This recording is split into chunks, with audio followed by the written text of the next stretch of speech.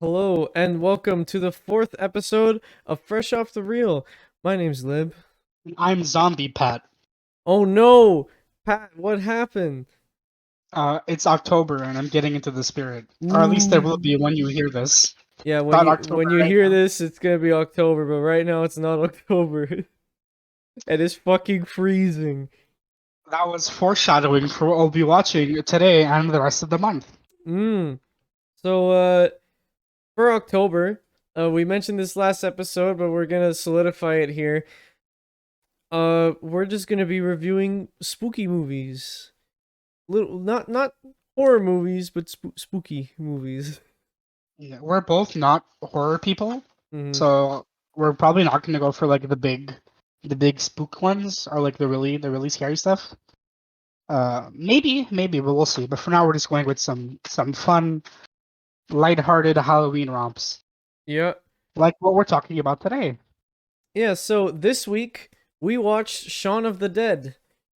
And good. Parody of Dawn of the Dead, the original, that came out 2 weeks after the remake of Dawn of the Dead. Directed by Edgar Wright, starring Simon Pegg and Nick Frost, beautiful, funny people. And this movie's pretty good. Yeah, it's the first movie in a trilogy called the Cornetto Trilogy. Yep. I think this is the strawberry flavored one, right? I Uh think so. yeah. So there's three flavors. There's strawberry, there's what's the other two? Is vanilla. Vanilla and chocolate. I don't know. Fuck. Yeah, I don't remember, but oh no, it's strawberry, classic, and mint. That's it. I see. So I was very wrong. Yeah, so hot fuzz is the classic, and mint is World's End. Yeah, and those are also movies we'll probably talk about at some point. We shall Yeah, see. who knows Have you what's gonna seen? happen? Have you seen the other two? I've seen Hot Fuzz. I've not seen World's End. Okay. So maybe that's something we can do later. Yeah, But for now, we're talking about the first one, Shaun of the Dead. yep, and it's good. It's really good. It's really good. So right off the bat, like we usually do, uh, what did you rate it, Pat? I've seen this movie, I want to over 5 times throughout my life. It gets better with every rewatch, but it has solidified itself this time at a 4.5 on 5, a 9 on 10. Cool. I gave it a 4 on 5. I gave it a 4 on 5, which I don't know I don't know how to give, put it to tens or whatever. 8 on 10. But Um, so, so continuing the tradition of reading bad plot synopses from other websites. This one's pulled from Letterboxd. So it is. And this one is actually not terrible, but it also doesn't tell you anything. I don't see how this would get people into seats. Anyway, Sean lives a supremely uneventful life, which revolves around his girlfriend, his mother, and above all, his local pub. This gentle routine is threatened when the dead return to life and make strenuous attempts to snack on ordinary Londoners. Which is true. Those are things that happen. those are things that happen, but It doesn't really mention the like him having to grow up, which is kind of an important arc in this movie. yeah. It's kind of a coming of age story. But sure. I mean, I guess you know what you're getting into. You've seen Dawn of the Dead probably if you've seen this. They kind of cover similar-ish ground. Dawn of the Dead is more of a commentary on capitalism and our society, Mm-hmm. whereas this one is more of a jokey coming of age story. Yeah. But they do cover somewhat similar ground. You know what you're getting into if you've seen one. Yeah, like right before the plot synopsis, it gives you like a little. Letterbox always gives you a little like sentence about it, like it's just like a little funny thing. This one says that it's just a romantic comedy with zombies, which that's Which is pretty accurate. yeah, I like. 'Cause I'm not a big zombie story person in general. I like The Last of Us, the first one anyway. I like this, but generally I don't like zombie stories because I find that it tends to just be commentary on humans. Like the enemy of man is man. I don't find that really interesting. But I Mm-hmm. do like when the zombies kind of serve to move the plot forward, but not necessarily like stay out of it or take too much time from it. Like I don't mind human stories in zombie movies. I think this one does it well. where they kind of use it to really move the plot forward instead of eating too much screen time. Eating, haha. Well, good one, Pat. But anyways, I am a big fan of. I like zombie stories. I used to be a huge fan of The Walking Dead, the show. Not anymore. Uh, the games. I love the Walking Dead games. I love The Last of Us. I used to watch a bunch of zombie movies. It's weird how I haven't seen Shaun of the Dead though. Like up until I watched it for this episode, I've never seen it before. Yeah, that is weird because this is also a big like movie, if that makes Yeah, sense. it Like it's was a one of big those. movie. Yeah, like Reddit film bros love to talk about this movie, and it's like a big one. If you like comedies, everyone kind of puts Shaun of the Dead on their list. If you like zombie movies, it's always on their list. If you like spooky Halloween movies, this one ends up on the list somewhere. So it's kind of weird that you haven't seen it, but now you have. Yeah, now I have, and I'm gonna eventually watch the rest of the Cornetto trilogy. And you're gonna watch the best zombie movie of all time, Army of the Dead, right? Yes, of course. Zack Snyder's masterpiece. Oh my god. That movie's getting a prequel. Is it? Yeah, it's a prequel with it's about the guy who opens the nerdy guy who opens the vault. I forget the character's name because he's really not Are interesting. you serious? Yeah, it's about him getting into like the heist biz. Not about Wow. Batista, because Batista probably took his money and ran. But it's about that guy. Okay. Have you seen The Evil Dead? I have This is good. good movie. Sam Raimi, good director. Sam Raimi. Spider-Man. There's my Spider-Man reference for the episode. Spiderman. You know what I always forget about? Sam Raimi directed the Flintstones movie. I'm pretty sure he did. I'm checking. I don't think that's right. Did he? I don't think so. Hold on, I'm checking. It's not. It's hold on. Oh, Wait. he's just in Yeah, it. yeah. It's like I knew he was related somehow, but I don't think he was directing it. No, it's not him. It's Brian Levent. Levent. Close enough. What was his association with this movie? I Cliff lookalike. Okay. Anyways, back to Shaun of the Dead, the movie that we're trying to talk about here. I don't know if you could tell already, but we didn't write any notes. yeah, this is gonna be an interesting episode. Yeah, this was kind of a spur It's of the moment episode. yeah, we're gonna gush about Edgar Wright, who, fun fact, is my favorite director in the industry right now. Oh And yeah. Lib has seen Baby Driver and this, right? That's all you've seen from him. I think that's it. Okay, because so you have like a comparison piece. I have a single comparison piece about a movie whose stems off its soundtrack. Sure, but I mean, I've seen most of Edgar Wright stuff. I love the Cornetto Trilogy as a whole. I love Scott Pilgrim. Love Baby Driver to an extent. And I love his style, and as his first big movie, you could really feel his style come out in this one. Mhm. You know, like the self-referential humor in this. Like every major line of dialogue that's said in the movie comes back later. There's a ton of references that are made to other things that Edgar Wright has done, to things in this movie, to Simon Pegg and what's his name? Simon Pegg and Nick Frost. Nick Frost's career, because Simon Pegg did help write this one. He helped write the entire Cornetto trilogy, not this one. This one, but you can really see Edgar Wright's style come out when he's working directly with Simon Pegg, as opposed to something like Baby Driver, where he was on his own. Mm. There is a difference there, and I think it's interesting to like look at them and dissect them. Yeah. But we'll say Baby Driver detail for another time. Yeah, because But I think we should do an episode on Baby Driver. That'd be fun. I like Baby Driver. Yeah. It's my least favorite of his movies, but I still love the movie. So I'm definitely down to rewatch it and talk about it somewhere. Yep. I guess we should do our own plot synopsis for Shaun of the Dead. Sure. So the Letterboxd one got it kind of.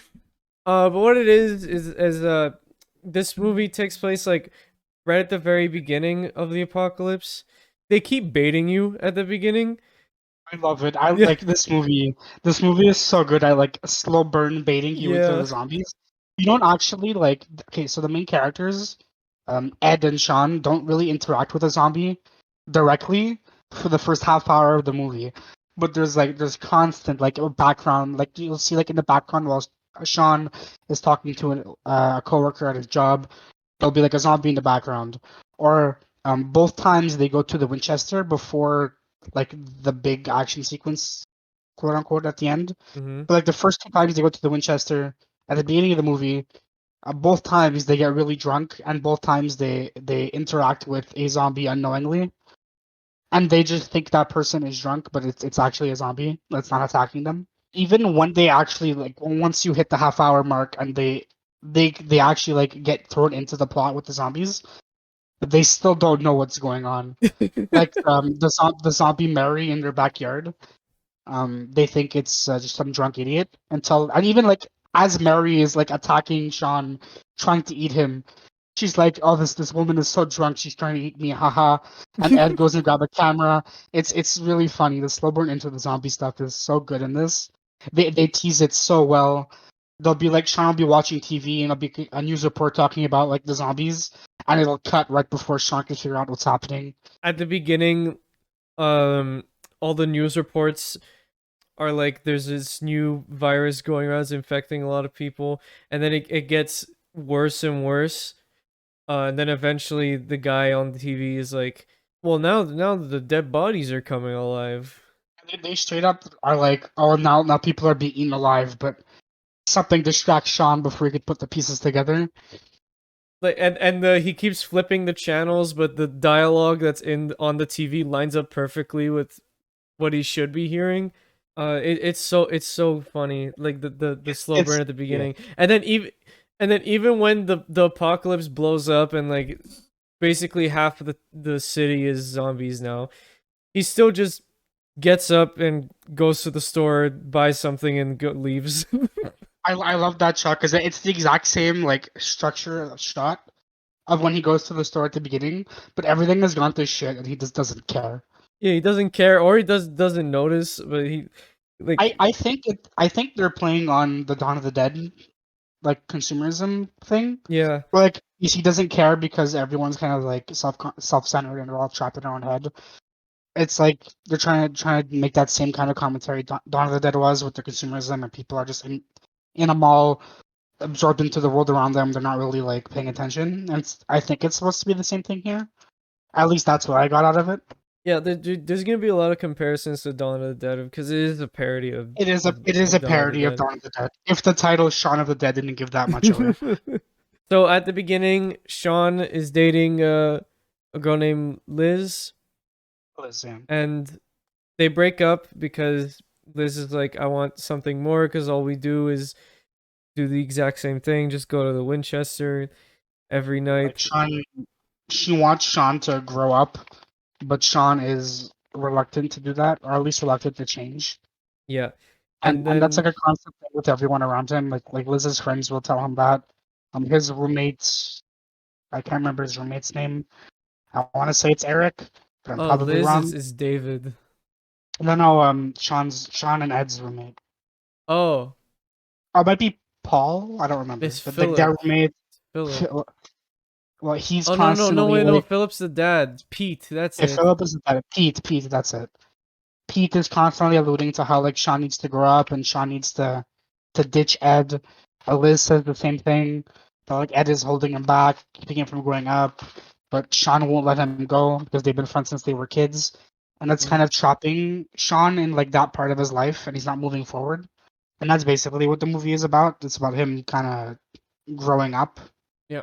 but with zombies. Yeah, you could take over from here. Yeah. I um. kind of took control of the wheel there, but you can No, it's continue. okay. It's fine. There's back and forth. It's okay.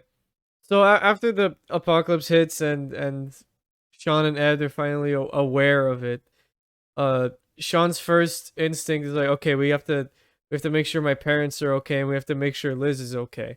They come up with this cunning plan. What was it? It was to get in the car, In the car. Yeah, get in the Go car. to go to go Go to mom's to house. mom's house. Oh yeah, I forgot to Kill. mention. Shaun got a call from her mom. His from his mom. Because they were supposed to go have dinner the night after. The zombies came in to their house and bit Philip. So Philip is dying. Also, Philip's his stepdad, not his real dad. They make this very evident throughout the movie. Yeah, They make a point to clarify at all times that he's just a stepfather. yeah. He really hates Philip. They make this plan: get in the car, drive to his mom's, kill Philip because he would have been a zombie by then in their plan. Put his mom. What's the mom's name? Barbara. So they put Barbara in the car, then go to Liz's, grab Liz, go back home, wait for it all to blow No, over.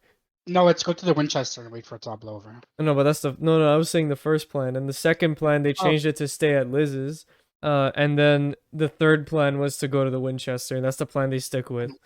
and like every time they repeat or change the plan, what they do to Philip gets progressively more like angry and destructive. Like at first it's like bonk him over the head, and then by the third time we're gonna go kill Philip, and then we're gonna yeah. So it's really funny.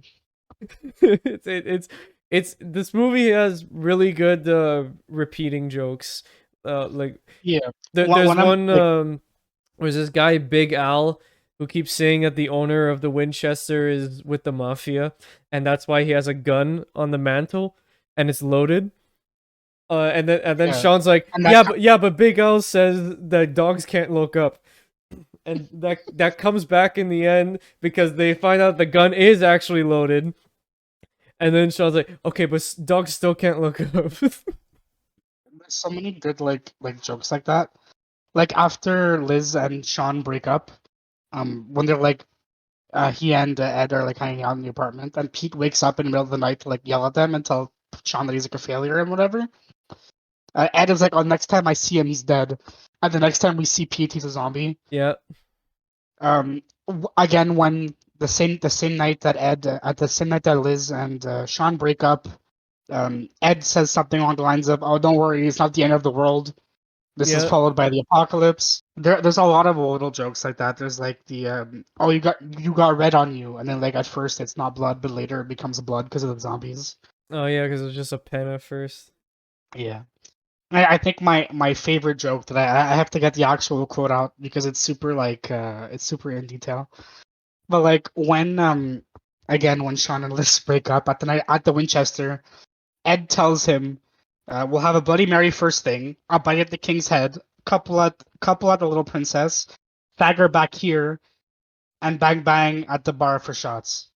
And that statement is foreshadowing the entire end of the movie. Oh my So god, you're right. we'll have a Bloody Mary first thing. The first zombie they kill in the backyard is named Mary. A bite at the king's head. Sean's stepdad Philip gets bitten in the head. Couple little princesses. That's when they pick up Liz, David, and Diane, right? Mm-hmm. Stagger back here. When they go back to the Winchester, they pretend to be zombies to get back in. And then bang bang at the bar for shots, referring to the gun at the bar. Yeah. Wow, I didn't notice that. Yeah, this movie is like the screenplay for this movie I is should have so watched it a second time. it gets better with every rewatch because there are the little things that get by you on your first watch that you won't notice.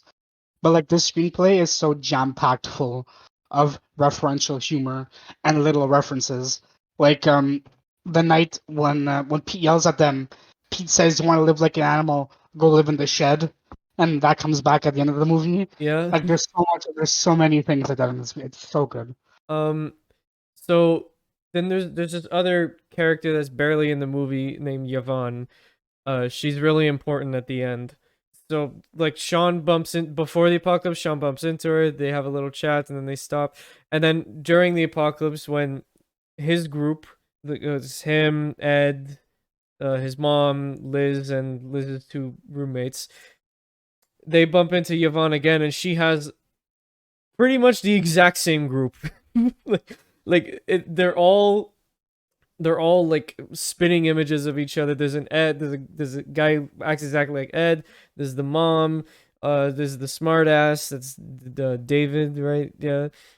there's the weird one, Diane, and then at the end they bump into Yvonne one more time. Turns out that she was leading like the army or whatever. Yeah, the army to clear out all the zombies and cleanse the area and like save all the survivors. Uh, and this movie had a really interesting ending that I wasn't expecting. Yeah, I Uh, wanted to talk to you about the ending because I think the ending is a little controversial. yeah, the ending Like is really I weird. don't. I mean, that's why it's not a 10 for me. Is I don't know how I feel about them keeping Ed on a leash in the end, in like in the shed. Yeah, so in the end, everyone's dead. Everyone in the main group is dead except Shaun and Liz. Um, Ed ends up turning into a zombie, and he's kept in the shed on a leash. Everyone else just dies. Well, the mother's a different story, but we'll talk about that later. So at the end, this is 6 months after the apocalypse, and zombies are pretty much used as like free labor, like kind of like slaves. Yeah, they're basically slaves. Yeah, they're basically slaves, but they still act like zombies. But they're kind of like they stop becoming bitey. I don't know why. They didn't explain it. Uh, like in the end, like It, Ed it's tries the to bite Marvel. the. It's the Marvel zombies logic. They just lost the hunger. They Right? They've just been lost the zombies for hunger. so long that they lose the hunger. That's it's not explained in the movie, but that's just how I've interpreted. Okay. That's how I'm choosing to interpret it. Yeah. So since I am a fan of The Walking Dead, I think The Walking Dead is the solid zombie lore, if you know what I mean. Like some movies have it so when a zombie bites you, you turn into a zombie. But that I don't think that's how it should be because in like in The Walking Dead, how it works is you bite if a zombie bites you, you get infected and then you die. And then you then your dead body becomes a zombie. I guess it Okay, so makes you it more so you humane. you, you like that like loading time where like you don't become a zombie immediately. You die first and then you become a zombie. Yeah, like cuz You'll then you progressively get could sicker. live you can like in The Walking Dead, you could live for like I think it's maximum like 4 or 5 days before you die. The Um Last of Us does something similar, where like when you get when well, I mean they're called the infected in The Last of Us. yeah, cuz that When one's you get different though. That one's not a virus, it's a fungal disease. yeah, but like it has like that same load time where like when you're bitten, there's like a couple days before the disease takes over, and then that's when you become an infected. So it has that same kind of like load time to it. Yeah. Is what I was going for. Um but I do think that like that's the main zombie lore. This one takes some of it because I think The Walking Dead was the first one that like solidified the to kill the zombie you have to hit the brain because I think that the Walking Dead comics those were the first ones to really like solidify this is how you kill a zombie because I think Dawn of the Dead was the same way. I think. no but the Dawn of the Dead they could die from blood loss. Okay. Because if you chop them in half in Dawn of the Dead, they'll die. But in this movie, they do the head thing. hmm And that's common now. Like the head thing is like Yeah, pretty. now it's no, it's common now. Agreed on. That's how that's the zombie's weakness. Because every monster needs a weakness, or else it's why bother fighting it? Well, Like that's the thing about zombies, right? Is they don't end, so you have to find a way yeah to take them out because they're a threat that continues basically forever. yeah basically forever, except in this movie where it doesn't last basically forever. Well, the military takes care of it. Yeah, the military takes care of it. Then they use them as slaves, and then they lose. I guess they lose the hunger, like Pat said. And then they just become normal things. Yeah. So how did you feel about Ed being trapped there in the end? That Because was I see what they were going for. Because like the whole movie is like we said, Sean has to like, grow up and he has to leave. He has to let the past go. He has to leave Ed behind. yeah. I But think like, because there's his whole arc is having to leave Ed behind, right? And mhm. at the end, at the end, when they're in the cellar and Ed's bitten, like Sean has to like come to terms with it, and then they have this like emotional moment before they have to separate. But then he just keeps him in his shed, and I think that's just like a fitting that's not fitting to the ending of his arc because It's not, but I think it's like more like it's commentary on their relationship. Because like I don't think this okay. This is personal experience or like personal opinion. I think what Liz is asking for in Shaun like of his life is a little toxic. A Like bit. I get what they're asking of him. Like Ed is holding you back. You need to let him go. But the reality of the situation is he doesn't have to let Ed go. He just has to like take one hand, like have one foot out the door, but keep the other foot in. Like still have Ed in your life, but like in moderation, on a leash in this case. Mm. Like in the end, 6 months pass. Shaun is doing better. Liz is happy. They have a happy relationship. But Shaun still gets that moment to just have fun with the boys. He found a way to get both. Obviously he's a zombie and it's played off as a huge joke, but so it's not exactly the same. But I think that's what they're going for with that ending. Is like, oh, like it's okay for him and Ed to still be friends, as long as Shaun knows that he has other responsibilities, that he has other people he needs to care about, other things to do.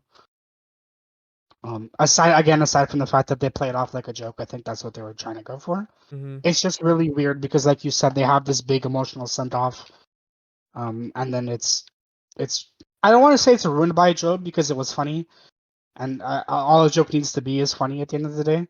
Yeah. But it does kind of be like, oh, okay, I guess he's still around. Yeah, it's a bit weird. Like I just found it a little bit weird. Like it's a fine ending. I'm okay with it. Like the thing I'm weirded out about is like people just using the zombies as slaves. That's what I'm weirded out about. You could feed them like dead animal carcasses, and then they just work forever. Yeah, I guess you can.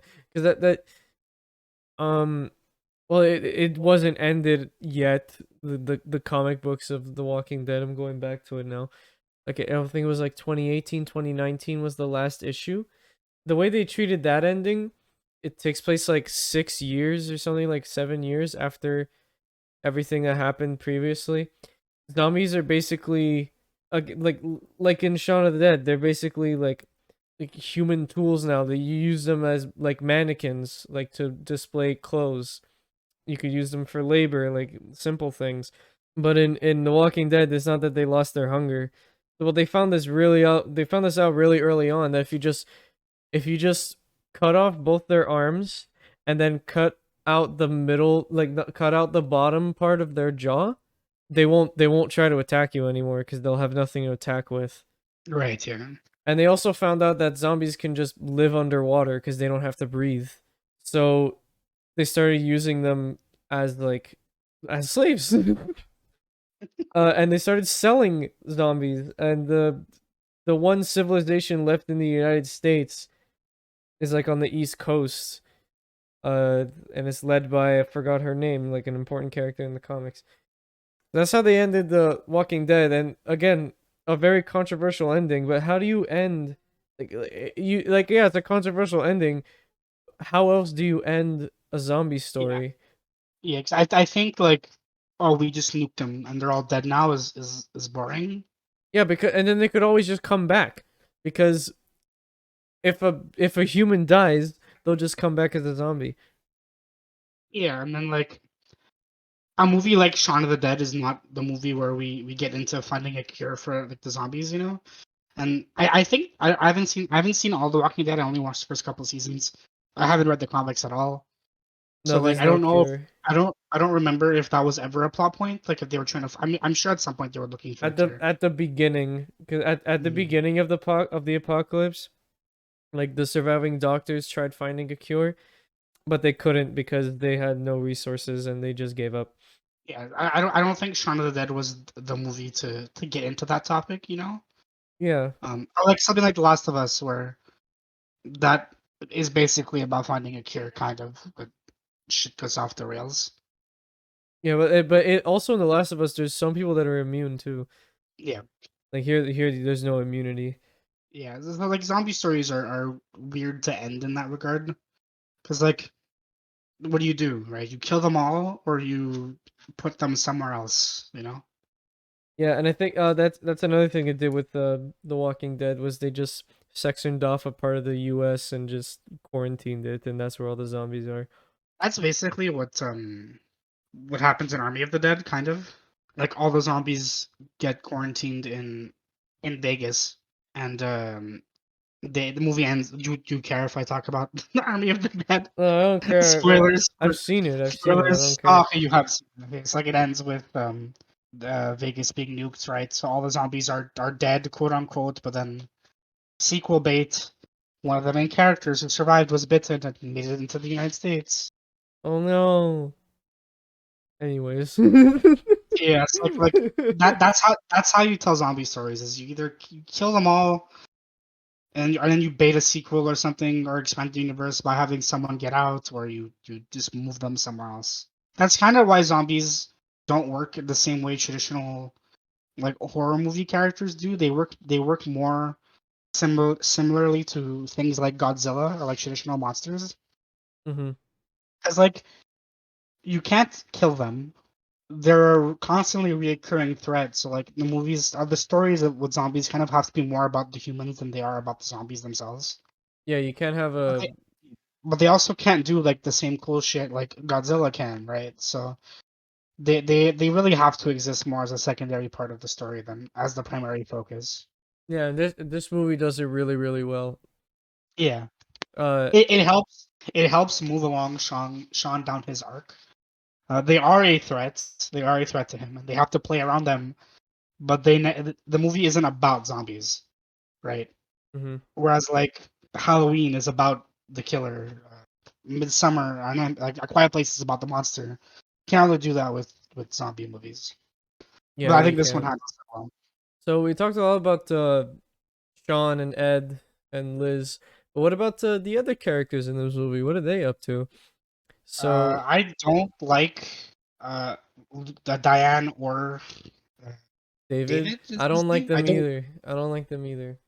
They are like side characters though. They're not. It's because like the party in Dawn of the Dead was five.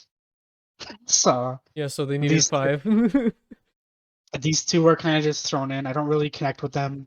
It's kind of implied that David likes Liz, and that's why he's all pissy whenever Sean comes around after they break up. hmm But they don't really do anything interesting with that.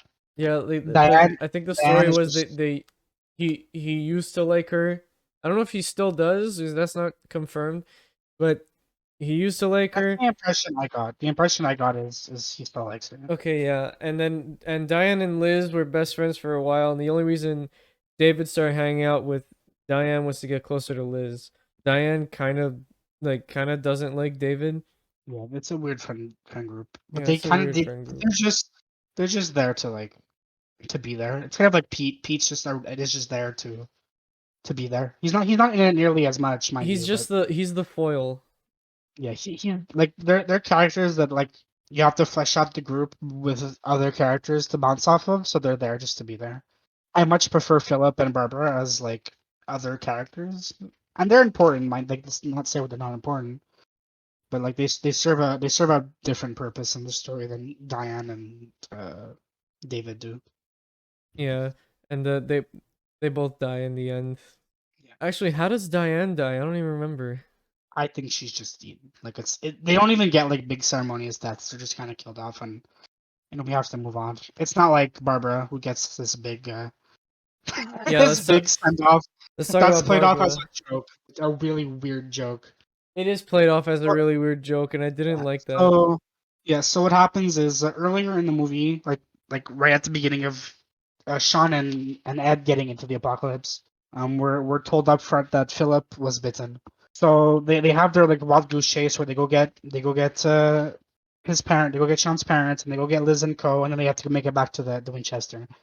And this whole time, Philip is bitten, so he's gonna become a zombie eventually. Before that, Philip is given this big emotional moment before he turns with Sean when he finally like accepts his stepfather as a not complete piece of crap. And along the way, Barbara gets bitten as well. And I like the moment with Philip. I think it was really like cute and down to earth for this movie. Yeah, I liked it too. But I don't like how they treat Barbara's death. They basically like when it's said that she's bitten, she's not a zombie yet. Like she's still like human. And Ed is like, oh, I'll just go kill her. Like, lol, haha, I'll go kill her for you. Like she's gonna turn eventually. And Ed said, but then Shaun is like, oh no, I'll do it. And they kind of just take her out back like Old Yeller. it's really it's really weird and uncomfortable. But it's played off as a joke. I don't really know how I felt about it afterward. Yeah, and then after that, because Shaun gets like really angry at David right after that, because I don't remember why, and David tries shooting Shaun, which is just completely out of character for him. And they have limited bullets too, so it's also just really stupid. Yeah, It's just really stupid in the context of what's going on, but also just as a character moment, it's really dumb. yeah. So out of the group, Barbara's the first to die. And then shortly after, they get overrun by the zombies in the Winchester, and David gets pulled out of the Winchester by the zombies, and they just eat him. Then I just don't know what happened to Barbara, not Barbara, Diane. I just don't know what happened to Diane. I also don't remember how she. I'm pretty sure she's just killed. Like it's not a big death. Yeah, she's just killed. I don't remember. Then it's just Ed. It's just Ed, Shaun, and Liz are three main characters. They hide behind the bar. They light the bar on fire. Ed gets like mauled like crazy. Then they go into the cellar. That's when Ed and Shaun have their big emotional moment. And then another weird part of the movie, they was Shaun. We're gonna just skim by this because I don't want to talk about it a lot because I don't know how Spotify or YouTube is gonna handle us talking about this. But Yeah, you said the N-word. yeah, oh yeah, he did say the N word. That is one thing that near the beginning, Ed did say the N word. Okay, that's what I thought you were going with that. No, Yeah. no, this is not the end. When Shaun and Liz say that they should commit suicide and they plan it out. Oh right, yeah, Yeah, yeah. so they Again, plan it out. I They mean have a that's plan. also a thing in Dawn of the Dead. But Yeah, that is also a thing in Dawn of the Dead. again, it's a little weirder here because it's played off as a joke. But And then Liz pulls out a pack of cigarettes, which is callback from before when Shaun like quit cigarettes because Liz wanted him to. And then they're about to light one up, and then oh look, there's the controls for the lift, and they just leave. yep, That's when Yvonne comes in, the army steps in, kills all the zombies, and then the ending they just starts. bump into the military. Yeah, they just conveniently bump into the military. And the military just shoots up the place. I'm surprised they didn't mistake Shaun and Liz for zombies because Yvonne didn't come out yet. So they were all just they were just lighting the place up. And I guess yeah, we went through the whole plot. Yeah, that's it. Yeah, that's what happens in the movie. Like I've said a couple times already, but I love how like dense this script is. How many in jokes there are, how many callbacks there are to everything. Yeah. It's really one of those movies where like you rewatch it and you'll notice other little things that'll come back. It's just a really fun movie to watch. Simon Pegg is great in it. Nick Frost is great in it. Cast is really solid overall. Yeah, I yeah, uh, I it's good. I quite enjoyed it. I think like if I were to rank it compared to the other Cornetto Trilogy movies, it's in the middle for me. Like this is Edgar Wright's first movie, their first like major movie, and you could kind of tell that like he found his style, but he hasn't perfected it yet, and that's where Hot Fuzz comes in. Mm-hmm. And Hot Fuzz is great, so Hot Fuzz is like at my top. Then there's this one Shaun of the Dead as a second, and then World's End is my least favorite of the Cornetto Trilogy. It's still a great movie, but I heard this really good quote where like your first movie is where you find your style, your second movie is when you perfect it, and the third movie is when you make a movie that's a parody of your own style. And that's kind of how World's End feels compared to the other two. All right. But yeah, like I really enjoy this. It ranks high even compared to like Scott Pilgrim and Baby Driver. Both movies I love, but this one edges out over both of them. At least in terms of quality, I like Scott Pilgrim as a like personal bias more, but I think Shaun of the Dead is a better film. Yeah, acting is great. The jokes are really funny. It's a really funny movie. Yeah, I think I covered what I want to say without notes. Yeah, I mean that's pretty much it. It's a really good movie. Perfect for the October spooky season. Yes, Yeah. if you want a spooky movie to watch during October, I'd highly recommend it. If you want a comedy just to pop on and watch with your buddies, this is also fantastic. This is a great one. Yeah. Take a shot every time there's a callback. You'll die. You'll die at the 30-minute mark. You will. But that's it. That's Shaun of the Dead. Good Yep. movie. Yeah. Now it's time to move on to our next segment, hot off the presses. This is the segment where we say some Hollywood news, what's happening this week in Hollywood, some It's movie a bit news, of new a releases. it's a bit of a slow week in terms of big news, Yeah, like but the last few we'll see. episodes, we've been like saying a lot of stuff, but this one there's not a lot. There's not a lot, but there is one big one that we're gonna talk about for a while. Let's save Yep. that for last. First things first. The Book of Boba Fett. The release date got confirmed today, September 29th. The release date is December 29th, 2 months from now. Yep. That is the same day the finale for Hawkeye comes out. So for all you Disney Plus subscribers who want to be on top of every show, you are not getting a break ever. Because the moment one show ends, the next one begins. Actually, I didn't write this down in the notes, but speaking of Disney Plus shows, Star Wars Visions is out. I haven't seen I it have yet. I have not finished it yet, but that is definitely a show I want to talk about. Yeah, we're definitely going to do an episode on it because I'm looking at Reddit. I'm looking at all the Star Wars subreddits that I'm in, and they are blowing up from this thing. Like, I've seen the first 3 episodes at the time of recording. The first episode is some of the most hype Star Wars thing I've seen in a long time. And it also cemented the fact that I hate Star Wars fans because they think the Umbrella lightsaber is stupid, and I can't believe it. oh my, Because it is the really? best. It is the best thing ever. How could you not enjoy the Umbrella lightsaber? Wow. I saw a picture of it. I still haven't seen any of the show, but I saw a picture of the umbrella lightsaber and it looks so cool and I want one. Yeah, we're definitely gonna talk about that more when the show. Or when we've both seen it. Probably after October. Yeah. But yeah, we're definitely gonna delve into that because it's pretty good. From what I've seen, pretty good show. Venom 2 comes out tomorrow as of recording. That is something only I will be talking about at some point in the podcast. I don't know when, but Lib will not be seeing it. But I have my tickets ready. I'm excited. Yeah, when by the time you listen to this, it would have already been out and Pat would have already Yes. watched it. I might talk about it next week briefly. I might save it for what I watched in September because that's when I'll be talking about this movie. Because I'm seeing it September 1st, so it'll just barely miss out the what I watched in October video. Yeah, But we'll like see. how it Maybe was I'll with talk about it in October. We'll see. yeah. We'll see what happens because October is sticking for spooky things. Except for the recommendation, but everything for the reviews we're sticking with spookies for October. So there you go. So speaking of spookies, what's the scariest thing to an MCU fan? That's right, Thor: The Dark World. Now, the director, whose name is escaping me, let me check it up real quick. Thor: The Dark World director. His name is Alan Taylor. And Taylor. So Alan Taylor has said that he wants to do a director's cut.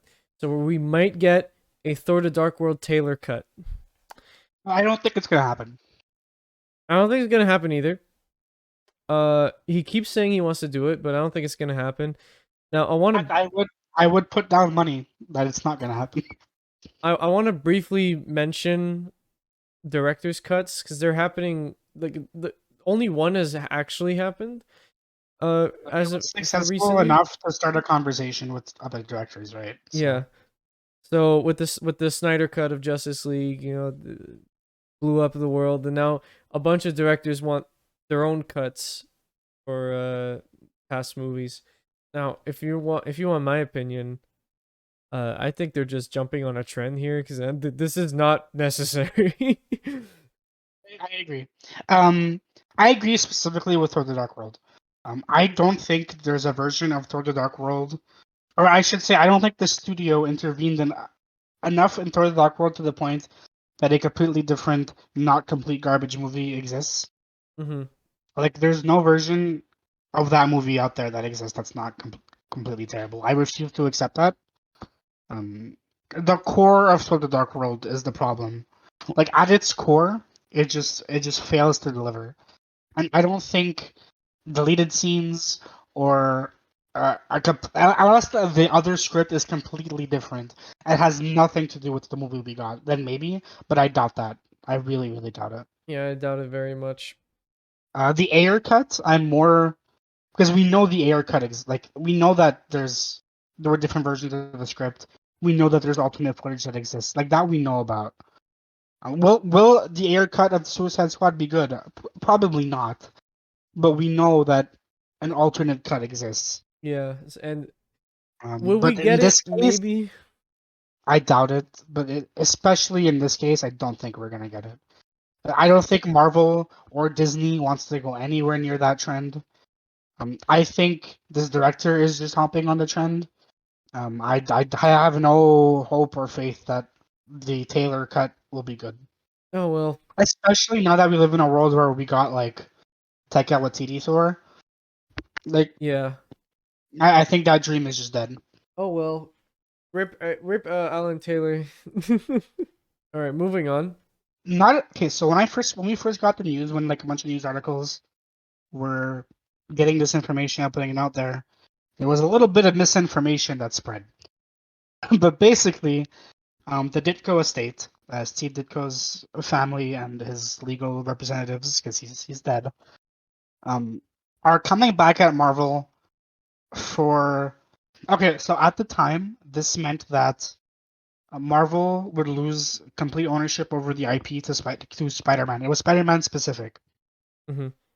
and this was the story that was spread for the first couple hours when this news broke. This information is wrong. So let's just clear the air on that topic a little bit. So what's happening is because of the copyright law that Disney forced to change way back in the day to protect Mickey Mouse. Because of that action, the Ditko estate is like, oh well, we own like my father made these characters, we own these characters, and we're not being compensated enough by law that you created. So I'm gonna come after you for basically more. It's basically just like coming after you for more money. That's the like. It's not 100% accurate, but it is the simplest way to describe what's happening. Because of Disney's own action, Ditko is coming after him for more money for his IPs. They're not losing anything. We're not going to lose Spider-Man in the MCU. We're not, and this involves more than just Spider-Man, by the way. This we have a full list. I don't have the full list off the top of my head, Yeah, wait, hold but on. it's every major Avengers character. It's not just Spider-Man. What the absolute worst that'll happen in this scenario is Disney needs to give the Ditko estate more money. And if Disney's pockets are getting lighter, that's fine by me. Okay, here. Okay, oh my god, there's so many. Okay, so That's a lot. It's every major Avengers character. every Like it's major like this includes Spider-Man, of course, Doctor Strange, all of Spider-Man's villains. Oh my god, yeah, there's pretty much every Avenger. yeah. There was Black Widow. There So you was got Black Widow, you got Thor. But yeah, like pretty much every every character that's getting a movie. yeah, but it's not as big a deal for like for the viewer as the original articles made it out to be, because originally everyone assumed we were losing these characters for good, or that maybe these characters would go public domain, or like that, which is a completely different conversation. But like that's not what's happening. It's just they're going after Disney for more money because of copyright strike laws they changed.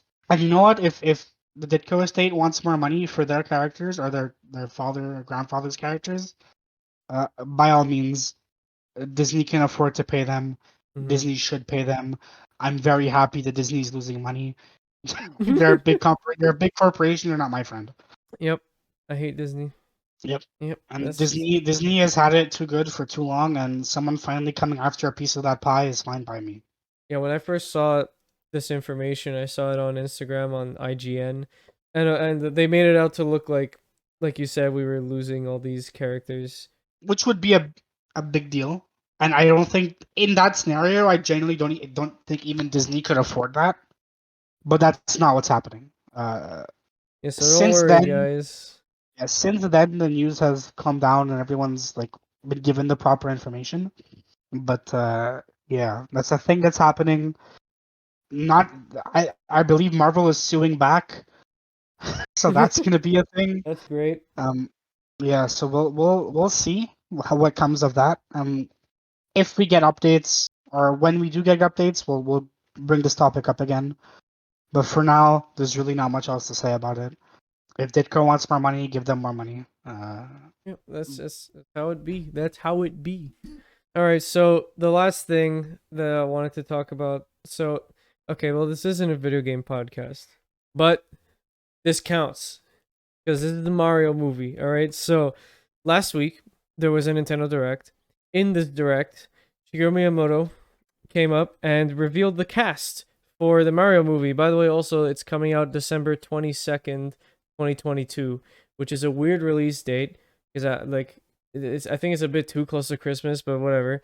maybe it's a Christmas movie.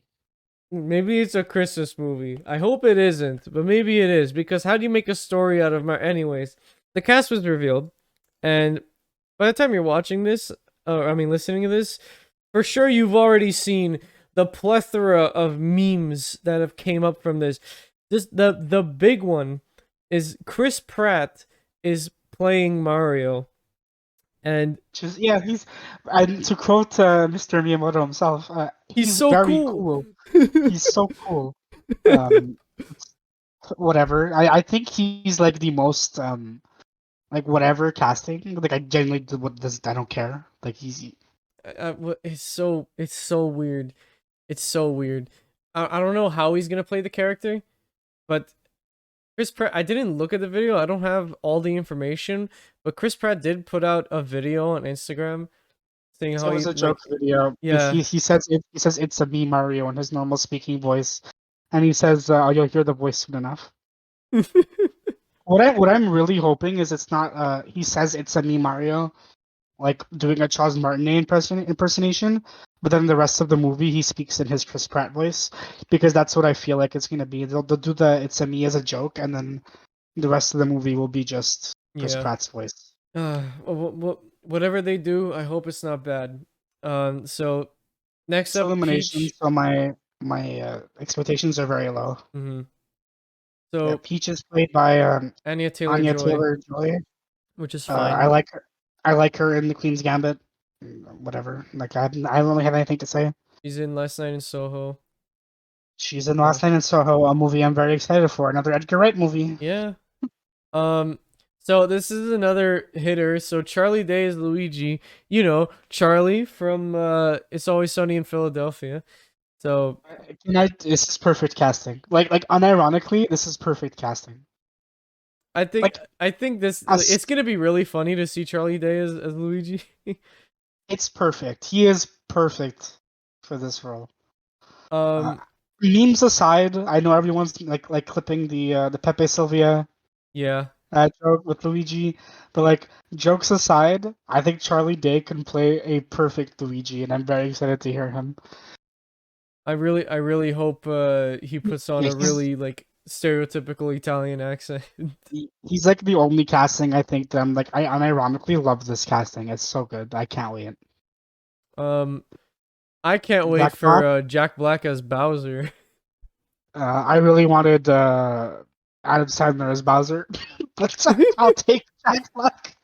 Adam Sandler will play uh will play Mario's arch nemesis, Dr. Robotnik.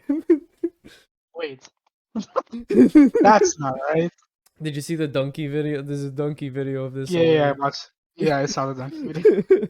I Donkey's reaction to this news was also like that was me. I was just laughing. I was just Yeah, laughing just hysterically. laughing, just at every new face that popped out, you just laughed harder. Um, so Yeah, now Jack Black now as Bowser is fine. yeah, I'm excited. I like Jack Black.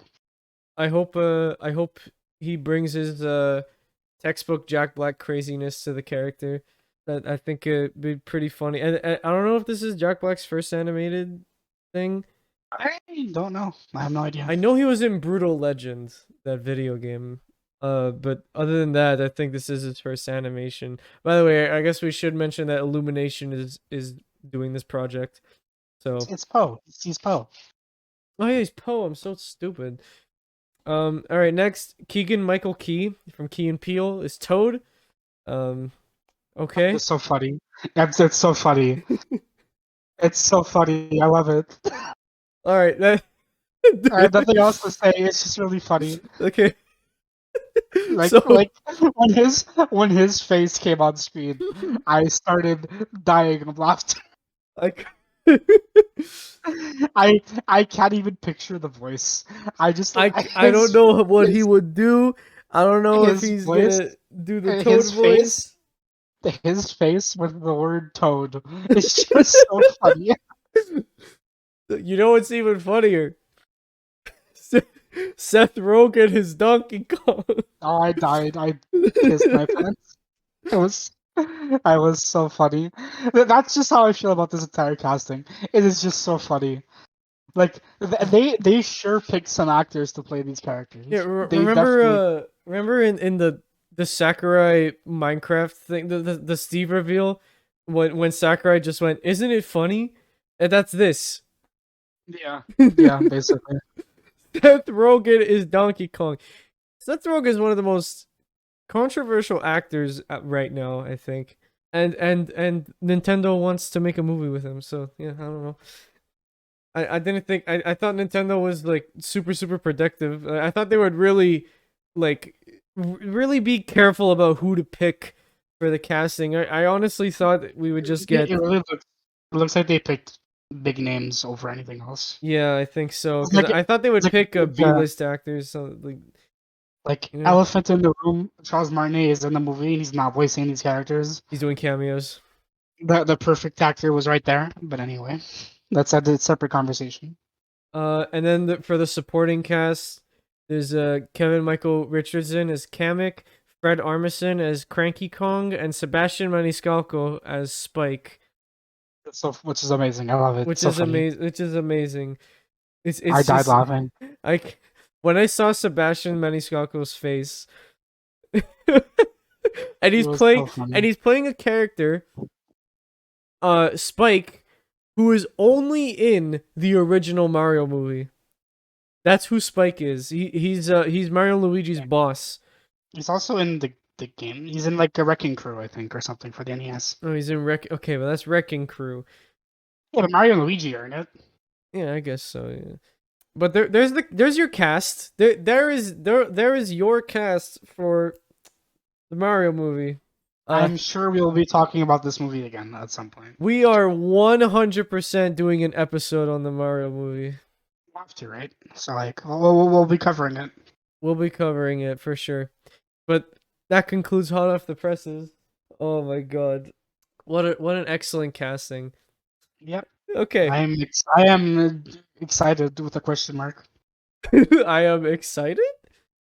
Now it's time to ramble for a bit, because we're heading into our final segment, which we finally came up with a name for. We're calling it Backlogged with no E. If you know, you know. So this is the segment where we recommend each other movies, and then in the episode after that, we're gonna talk about it for about 10-15 minutes.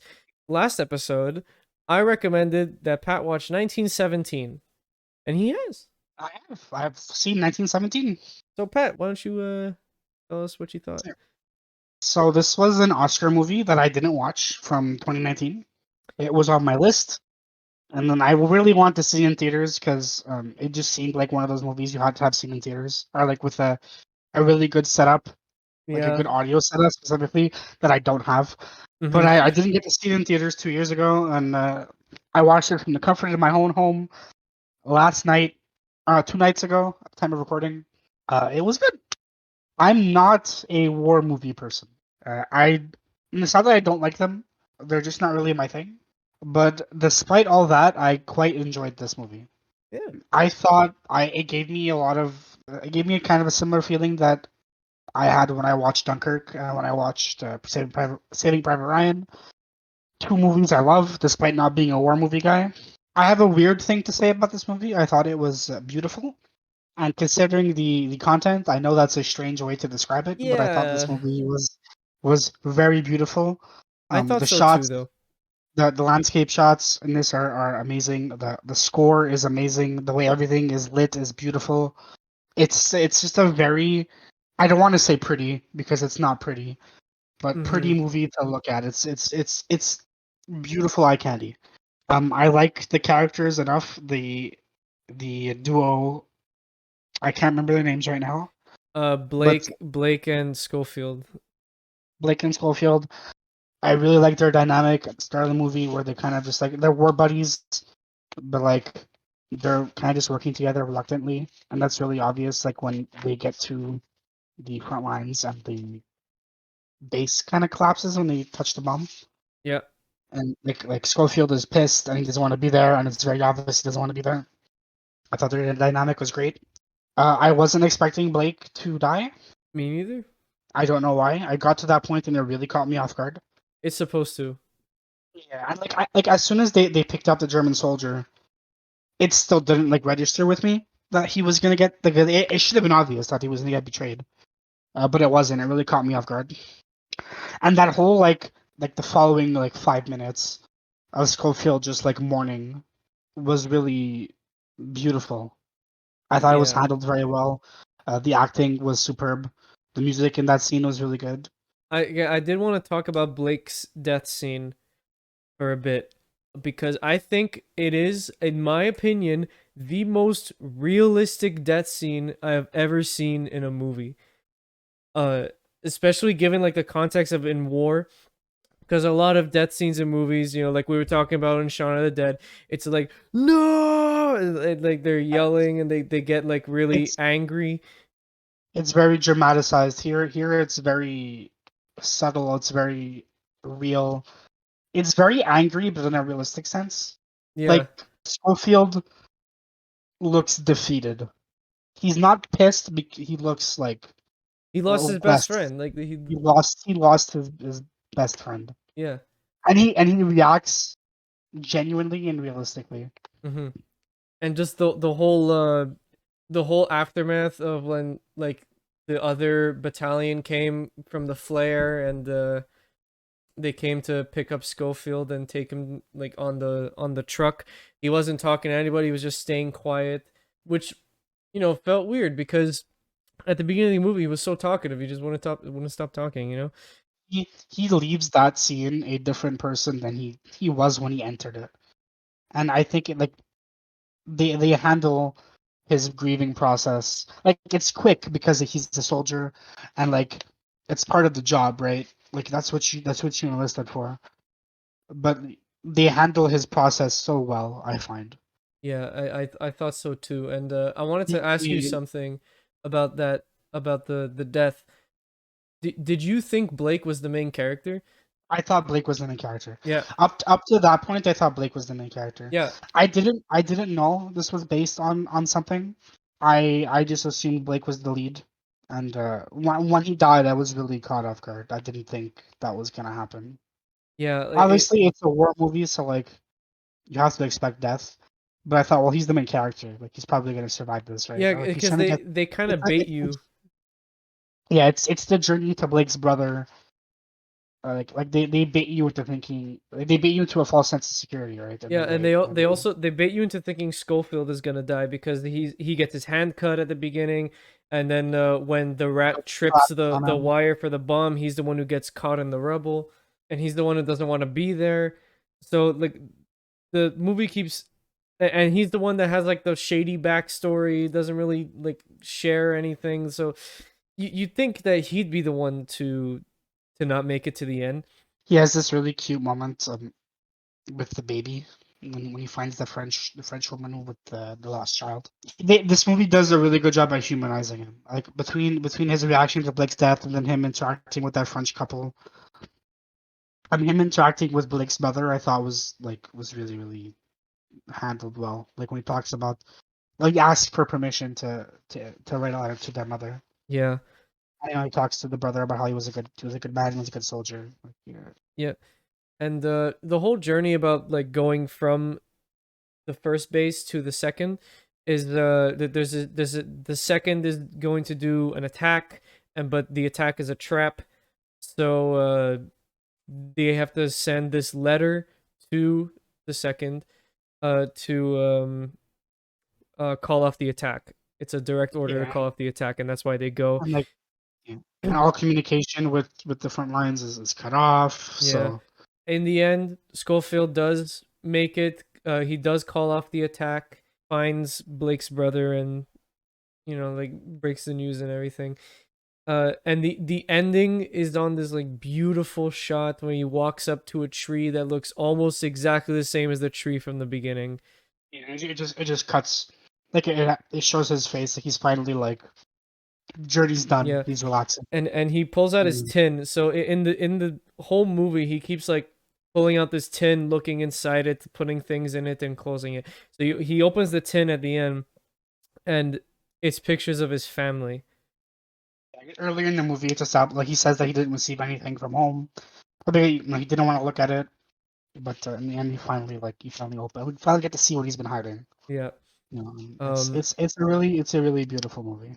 And of course, we can't talk about this movie without talking about how the way it's filmed makes it look like it's all one continuous shot. It's funny we mentioned Charlie Day earlier, but this is filmed in the same style as It's Always Sunny, Yeah. where, where like they'll trick you into thinking it's one continuous shot by like the camera will bump into something, and that's where the cut is. So like it's hidden very well. Yeah. So It tricked people into thinking that it was a one take, but obviously it couldn't have been because it's a movie. yeah, you But can't do that. it, So it really blurs the line of like what that kind of filming that type of shot can do. if That's you really well done. if you watch close enough, you can tell where the cuts are, but they're really really smooth. Like some of them are Yeah, obvious, like something passes in front of the camera, but some are not obvious. Like I don't know if you noticed one, but there's some parts where they quickly change to CGI for the cut and then go back to live action. Like remember when they were passing through the lake of barbed and there was like barbed wire around, and then the camera pans up to see the whole lake. That was CGI, and then it zoomed back in, and then it went back to live action. It was just little clever cuts like that that I'm sure took hours of grueling work to make it look perfect. but it worked out very well because it's really well done. It's really well done, and I applaud the cinematography in this movie. It's amazing. Yeah, I honestly like I quite enjoyed it. So what would you rate it? I gave it a 4 out of 5. I gave it a 5 out of 5. I gave It's really good. Yeah, I'm a big fan of war movies, so that really etched that little bit extra for me to put a perfect score. Um, I would I'd watch it a million times. I love it. Yeah. Yeah, so Pat, it's time for the recommendation. So I'm gonna recommend you a movie I love with all my heart. For a long time, it was my favorite movie of all time. Oh, I think I know what it is. Uh, it's a little indie movie, except it's not. Called Her. Her? Uh, Her. Oh It's yeah, directed by Spike Jones. It's starring Joaquin Phoenix. Joker. I think as a fellow techie, I think you will find something to enjoy in this, and you haven't seen it, I have so not. I'm recommending it to you. All right. I wasn't expecting her. What were Um, you thinking? I thought you were gonna recommend me Scott Pilgrim versus the World. No, no. I think we're gonna cover that, so I didn't want to recommend Scott Pilgrim. Oh, okay. But yeah, Her. I love this movie. I saw it for the first time in college, and it stuck with me ever since. It was my favorite movie of all time until Spider-Verse. Oh wow. Okay, well tune in next I look episode where I'm I gonna look talk forward about to you watching it and telling me my taste is bad and it's actually garbage. it. I know a lot of people don't like it. It's a weird movie. That's all I'm gonna say about it. It's very weird. Yeah, so next episode I'm gonna be we're gonna be talking about her. I'm excited for this one because I've been meaning to watch it. Well, that concludes the backlog segment, which also concludes our show today. So thank you everybody so much for taking the time to listen. If you haven't already, you should check out our socials at our link tree, which you could find at the YouTube channel. So just go to YouTube, fresh off the reel, go to the description of the channel, or you could just go on the about page and click on the website link. It'll take you to all the socials. You can also recommend us a movie from there, from our Google form that you could fill out to recommend us a movie or TV show that we are going to watch, and we might review for the podcast. Fun, right? So Super fun. super fun, really fun. I think we already got a few. I haven't checked, but I know we have gotten a few. So keep them coming, guys. We need movies and TV shows and short films, I guess, if you want to do short films. But with that being said, thank you so much, and we will see you all next Monday in a theater near you. Good night, everyone. Good night.